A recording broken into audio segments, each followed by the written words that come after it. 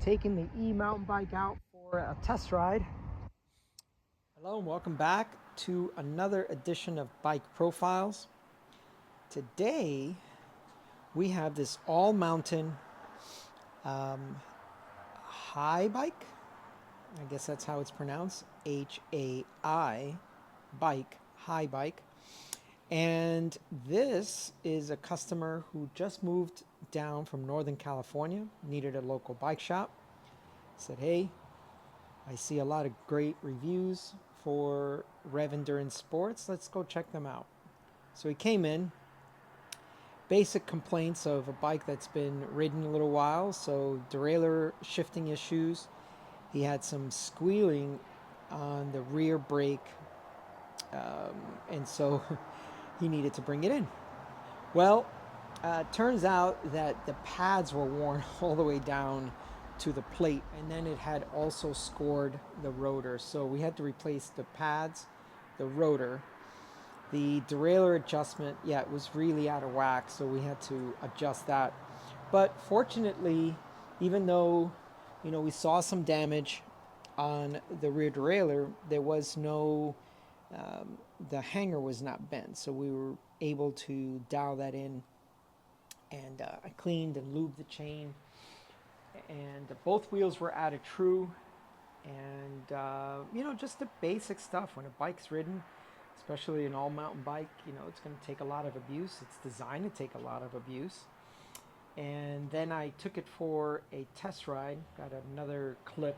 I'll try to throw that in, so I could bed in the rear brake pads and rotor, because they were new, and I wanted him to just out of the gate just be able to ride the bike and not have to do any of that bedding in process.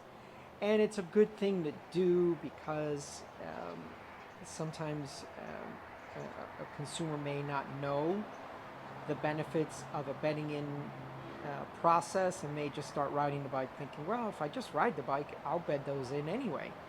But it should be a segmented and targeted time frame that you just bed the brakes, and it doesn't take that long. Just 10 runs of about anywhere from 10 to 15 miles per hour. So like, I don't know, 16K, 20K, and you just want to apply the brake gently, not come to a complete stop. So you apply the brake gently, let it slow the bike down, but then let off the brake before the bike actually comes to a stop, because you don't want to deposit in one particular area any of that brake material. And you just do about 10 runs and you're done.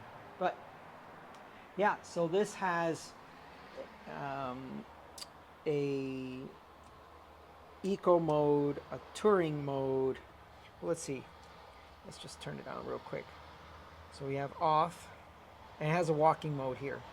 But you get eco, touring, e-mountain bike, and then turbo. And of course the turbo is a lot of fun. So that's the motor, which is a Bosch, and the Germans make good stuff. So it's a high quality brand, the Bosch brand. And then it's got SRAM components on it. So GX. So, not anything spectacular. Now, it had TRP brakes, or has TRP brakes, and this is called the G spec. And it's very similar. It's funny because it's a very similar process of bleeding as a SRAM bleed, but it uses mineral oil, so it's a hybrid between the Shimano and the SRAM. So what I mean by very similar to the SRAM is you use two syringes, one here and one at the brake caliper, but you use mineral oil and you push the fluid back and forth. Now, generally, I prefer to push the fluid from the caliper up to the brake lever, and then just have it, to get rid of it. So flush it with some, get the old brake fluid out, flush it with some clean fluid, refill it with clean fluid, and then do the brake bleed. I try to do that as often as possible. But if the fluid looks really, really pink, in this case for mineral oil, then I don't flush it. I leave it in there. And this bike has 331 miles on trails, so call it about 500K on trails. And, you know, with it being so heavy, you are putting those brakes under duress, heating up the brake fluid, and that's where you have to kind of say, okay, well, yeah, I've ridden a lot of miles, but how many cycles have I had the brake fluid heat, overheat, heat, overheat, cool down, heat, overheat? So that'll break down over time, and so that's why you need a brake bleed. But just a really cushy bike. The gentleman has tons of like lower extremity aches, pains, and has also had some surgeries as well from skiing. So the e-bike just makes a lot of sense for a gentleman like that. So nice 36 fork, 150, 160 travel. So yeah, this is just a cool bike to get out there, hit the trails, enjoy the trails.